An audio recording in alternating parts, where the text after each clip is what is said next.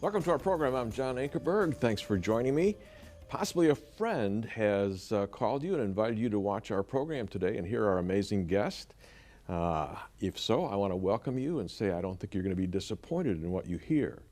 My guest is the brilliant Christian apologist, Ravi Zacharias, who has traveled to more than 70 countries around the world, speaking at the most prestigious universities, answering students' questions about life's toughest questions, and he does it both logically and lovingly. He also speaks to government leaders in different parts of the world, and 3 times he has spoken at the United Nations in New York, their annual prayer breakfast, which marks the beginning of the UN General Assembly each year. And this broadcast, folks, is being watched in 206 countries and territories, and it's being translated into many languages. And in the weeks to come, I've asked Ravi to answer questions from students. First of all, we'll spend a week with those in the Far East, then we're going to move to the Middle East, then another week from those in Europe, and then from students in America. And so I think you're going to enjoy that. But today I want you to get to know this man. He was born in Chennai, India. And Ravi, our world is confused. People are searching for answers and they can't seem to find anything that matters. And you were a confused young man yourself. Take us back to Chennai. And you did not know the clear teachings of Jesus Christ. How did it all come about that you became a believer and follower of Jesus Christ? Well, first of all, it's good to be with you, John. Known you over many years and just a delight to have our friendship. Yes, you're right. I think confusion is probably systemic in our world today, and it's not particular to any one culture, no matter where I go. In fact, the greatest percentage of our audiences is really among the young, be it universities or high schools or whatever, because that's a questioning stage in life. And there's a Chinese proverb that says, if you want to know what water is, don't ask the fish. When you're so immersed in something, oftentimes you really don't even think of a counter perspective, or you don't think of questioning what your environment is about. But the interesting thing is you may be immersed externally in something, but internally you cannot run away from what keeps on haunting you. And so yes, you're right, born in the city of Chennai, India. It used to be called Madras at that time, but a few years ago it was changed to Chennai. Bombay was changed to Mumbai. I have to keep up with all of this. Raised in that southern city. My mother was born and raised in Chennai. My dad came from deeper south in the state of Kerala, and they met in Chennai and were married there. So my dad spoke Malayalam, my mother spoke Tamil. I was raised in Delhi and spoke Hindi. I often say I can speak Hindi and Tamil. Malayalam, I only knew the scolding words my dad used, so I don't use them in public. But Chennai was my home city till I was very young, 3 or 4, and then moved to Delhi. But the thing is, John, people don't realize that India is probably the most religious country in the world. People are pursuing answers through ceremony, through historical pursuit of tradition, and all that comes along with religion. Technically speaking, Hindu scholars will say there are 330 million deities in the pantheon of Hinduism. Now, only a handful of them are really followed very diligently by people in India. But in that culture, having had the privilege of an ancestry that went back to the highest caste of the Hindu priesthood, which was the Nambudris. My dad was from Kerala, my mom from Chennai, as I said. But I never really thought seriously about religious things. Why? I was immersed in the struggle to perform academically. India is a very competitive culture in academics. If you don't make it in your studies, you're going to go nowhere. So the pressure is on you from every side. Big time, the pressure is on students there. Yeah, and not just enough to pass. It had to be high. You had to be right at the top of the list. And I wasn't going to make it. Cricket was in my blood. I played cricket and tennis. I loved the sports field, hated the academic side of it. And ultimately, it got me into serious trouble with my father. I wasn't going to make it. And that confusion of pursuit and the need for acceptance, Another thing about India is it's a shame-oriented culture. If you don't do that well, then you're shamed into trying to be successful. The highest rate of suicides in India is immediately after the examination results are posted in the newspapers. All over the country, kids are jumping off buildings, pouring kerosene on themselves and burning themselves. My closest friend did this to himself. So that was really the culture within which I was born and raised and struggled. My brothers and sisters were all doing well. I wasn't. I was sort of the failure of the family, and that finally got to me. Yeah, I've been to Mumbai. I'm going back to Calcutta, and I watched people very sincerely following whichever religion they were practicing. So they were sincere, but they're still confused. They still don't have the answer. They're still searching. Talk about that a little bit. Yes, the major religions in India, Hinduism, Islam, Buddhism, Sikhism, Jainism, you've got a touch of Baha'ism, all of that. Christianity forms a small percentage of it. And people, often think that sort of Christianity is this exclusivist worldview. No, not true. All of them are exclusivistic. Every one of them is exclusivistic. Otherwise, they wouldn't have been founded. They're founded for a purpose, certainly with certain distinctives. And in the search for answers, I just ended up with none whatsoever.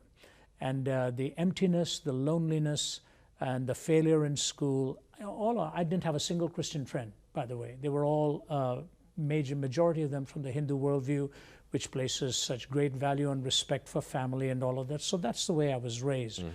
But the emptiness came in with no answers, only questions. Tradition, tradition, tradition. You followed it. I knew this was not going to get me anywhere, and finally I attempted to take my own life. Yeah, talk about that. How did you do that? Well, for many years I couldn't, John, to be honest with you. As long as my dad and mom were alive, it was very embarrassing for them, till my father in his latter years, point blank, asked my wife to talk about it and then asked me. It's again the shame thing, nobody wants to admit how low they had become in life. I just want to assure the listener it had nothing to do with any psychological debilitation, no such issues with drugs or whatever like that. It was just a search for meaning. I wanted to put life together, and it wasn't coming together for me. So I was going to my classes in college and went into the science lab out there, saw some chemicals, took these plastic bags. I didn't even know what all they said, except I took the ones that was marked poison, brought it back to my home, put it in a glass of water early one morning. Everybody was out of the house. Went into the restroom and just it started to froth immediately, effervesce. So I just stirred it with a teaspoon and gulped the thing down. I used to tell my story in the early days by saying, unfortunately, but a doctor corrected me once. He said, you better say fortunately. It was very salty, and my system began to reject it. And there I was holding on to the sink as the moisture was coming out of my body. I collapsed on my knees. I shouted for help. The servant in the house heard me screaming. Nobody else was there. He came. I don't know whether he broke the door down, pushed it down. I don't remember exactly. But he saw me in that pitiful state, put me into a taxi, and rushed me to a hospital. And when I was fully composed of my senses again, all I knew was needles were in my arm because of the dehydration, my mother and father by my side, and the ultimate desolation of knowing you didn't even know how to live, now you didn't know how to die. That was the crossing road moment for me in asking questions more seriously than I had been asking. But a man came into your room and did what? Well, this is the amazing thing to me. That's why I believe in sort of divine appointments. I wasn't looking for anybody to come. In fact, I still don't know how they let him get that past that much, probably because he said he was a minister. And he brought a little red New Testament and wanted to read it to me. And my mother said he couldn't. I was in critical condition. So he opened it to the 14th chapter of John. And ironically, it's Jesus talking to Thomas, the first person who ever went to India with the gospel. And he was reaching the Nambudhiris, by the way, my very ancestors from centuries ago. And in that 14th chapter of John, as Jesus was saying, because I live, you shall live also. I grasped onto that verse and said, Jesus, if you are offering me life like I have never had it, I want that life from you. That was the turning point for me. I never really prayed any meaningful prayer. And I invited Jesus Christ, the author of life, to give me the life that he alone could give. Aged 17. And the Bible handed over to my mother. I couldn't hold it because, as I said, the dehydration had set in. So my mother, in her heavy accent, reading this to me, I prayed the prayer. And that was the beginning of a journey that has now continued with utter delight and perpetual novelty. Yes, twists and turns and ups and downs. But when you have the map of God in your own heart, you walk with him hand in hand. My guest is Ravi Zacharias, a brilliant Christian apologist that has spoken on probably more university campuses around the world than anybody I know. And you were asked to come to Harvard and present lectures on a very tough question. Can man live without God? And out of those lectures, a book came. But take me back and answer the question, can man live without God? Yes, it was a very memorable time for me, John, early 90s, when the first Veritas Forum was held. Now they're held all over the country in various universities. And the subject was given to me, can man live without God? From the quotation by Will Durant, he said, the greatest question of our time is not going to be North versus South, East versus West, communism versus capitalism, but the greatest question of our time is going to be, can man live without God? So that, the last phrase is what I took and put into the title of my lectures. I gave 2 lectures there, sponsored by various groups, philosophical societies, the Christian groups, and so on. And the venue was the Harvard Law School.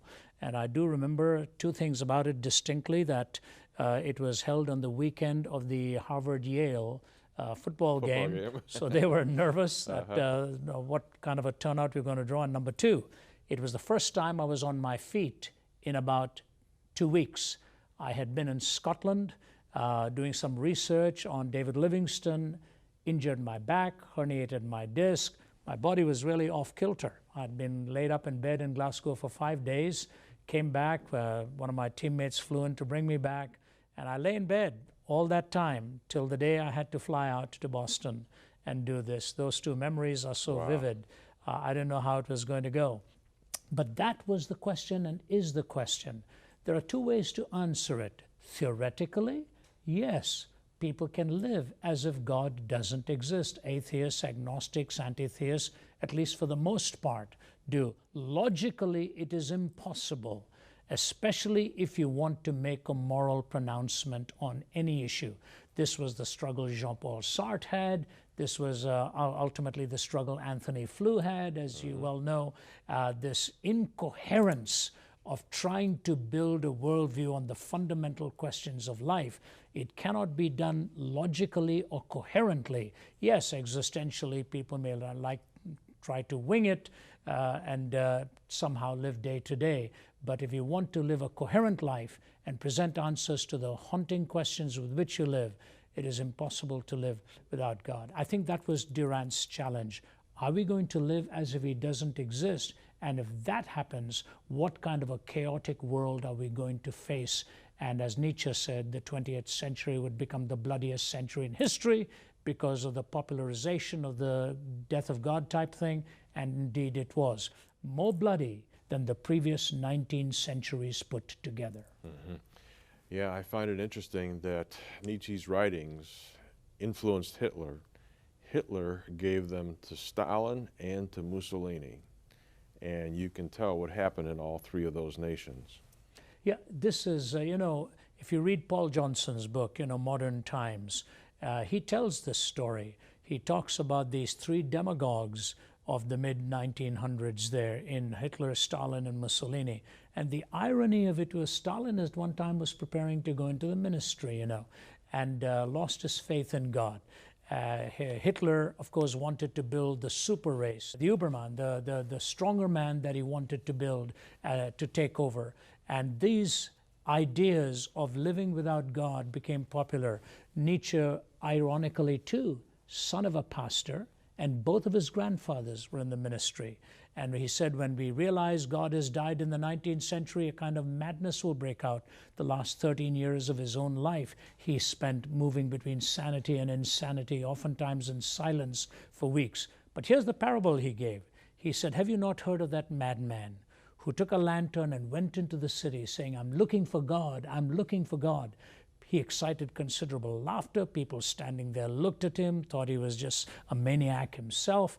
And then he said, you know, where has God gone? Have we lost him? Has he gone on a journey or a voyage? And these questions. But the thing I like about Nietzsche is he was honest about the implications of his conclusion.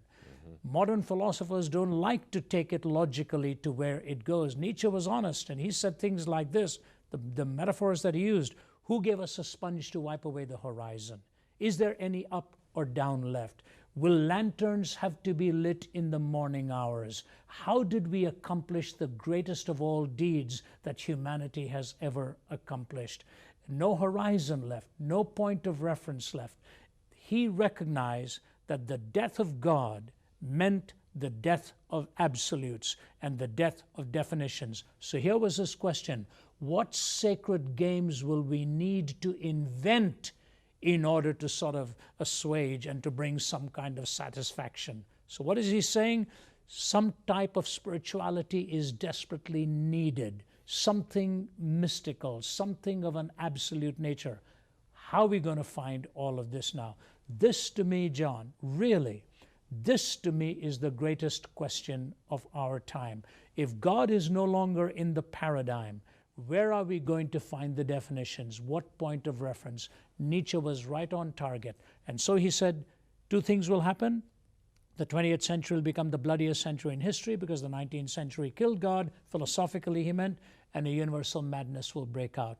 Need we even probe beyond even the surface to see the data on where we are today in our world? When you look at what happened in the 20th century, Auschwitz, and all of that, people don't like to hear these things. They say, you're pulling at extremes. No. G.K. Chesterton put it this way: the tragedy of disbelieving in God is not that a person ends up believing in nothing. Alas, it is much worse. A person may end up believing in anything. Yeah, and you said there's 4 struggles.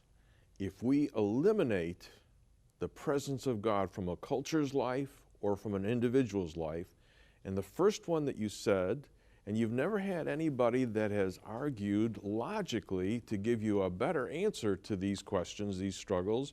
The first one, if God does not exist, there is no objective point of reference for any moral framework. Explain that. Well, I'm an Easterner by birth and a Westerner now where I live. I've brought these two cultures into and I see the strengths and weaknesses of both. In the Western world, we wonder if there is a God. In the Eastern world, which God to believe in. These tensions are there. But the reality is, ultimately, we need a moral framework by which to build our lives. In America, we talk about the roots of law. All right, we have the roots of law. We have the trunk of politics. We have the branches of culture, and it spreads out. What's going to hold the roots together? It's a moral soil that has to hold the roots together. That's how America, for example, was framed, with order and so on. So where do we turn for a moral point of reference? Even the best-known atheists have admitted that. It's only the popularizers who like to come up with all kinds of solutions, the Sam Harrises and all, who think we can find moral reasoning apart from God, and they just warm up old washed-up theories that don't really make sense. Mackie, the Australian, said, it's difficult to talk about these things of good and bad unless there is some kind of a theistic framework. He granted that. Kai Nielsen, the Canadian atheist, said, rationally you cannot come to moral decision-making no matter how many facts you bring together. And then he said this fact alone troubles me. Bertrand Russell said that he chose between good and evil the same way he does between yellow and green. He said that to Copleston, and Copleston said, yes, you choose between yellow and green by seeing, don't you? He said, yeah, but how do you choose between good and evil? He said, well, on the basis of feeling.